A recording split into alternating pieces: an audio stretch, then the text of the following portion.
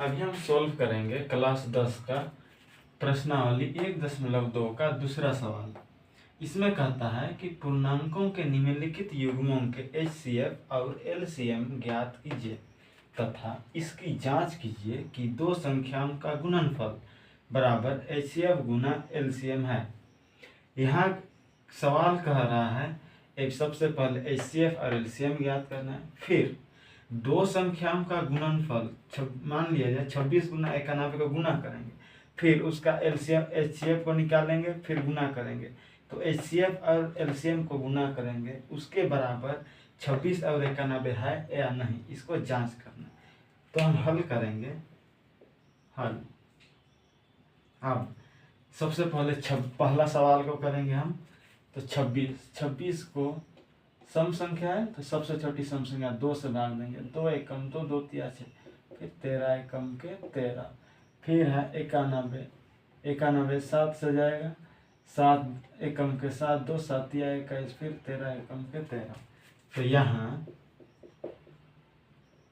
सबसे पहले 26 और 91, यहाँ 26 बराबर 2 गुना 13 है और 91 बराबर 7 गुना के 13। अतः हम लिख सकते हैं 26 और 91 का HCF बराबर कितना आ जाएगा। अब दोनों में कौन सा संख्या समान नजर आ रहा है, केवल 13, यही हो जाएगा HCF। और LCM 26 और 91 का LCM बराबर जो समान संख्या है उसमें से एक ठोकर लिख दो 13 गुना जो नहीं मिला 2 नहीं मिला, समान नहीं है, और 7 13 आप देखिए 13 गुना इसको कर सकते 7 गुना 14, 14 तिया 42, हाथ में 4, 14 एकम 14 और 4 18, 182 आया।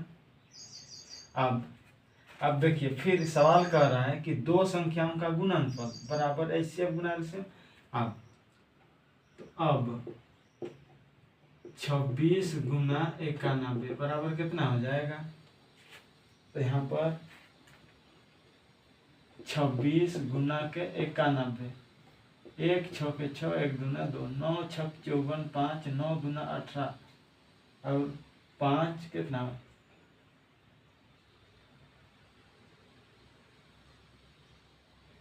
तो 9 6 के 54, 5 9 दूना 18 और 5 23, यहाँ पर रहेगा 6, 4 और 2 6, यहाँ पर 3 2 23 66।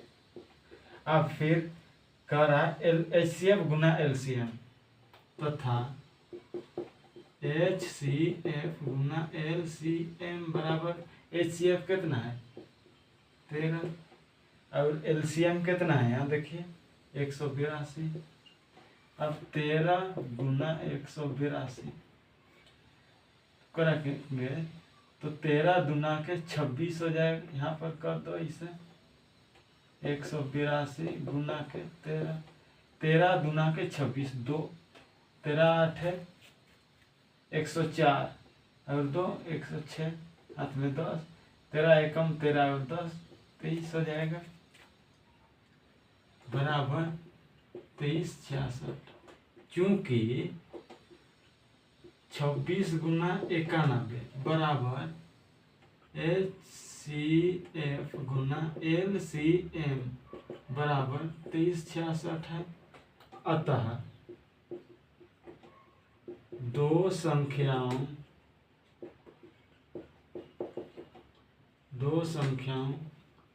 का गुणनफल बराबर HCF गुना LCM। ये हो गया, प्रूफ कर दिए, यही हो जाएगा आंसर।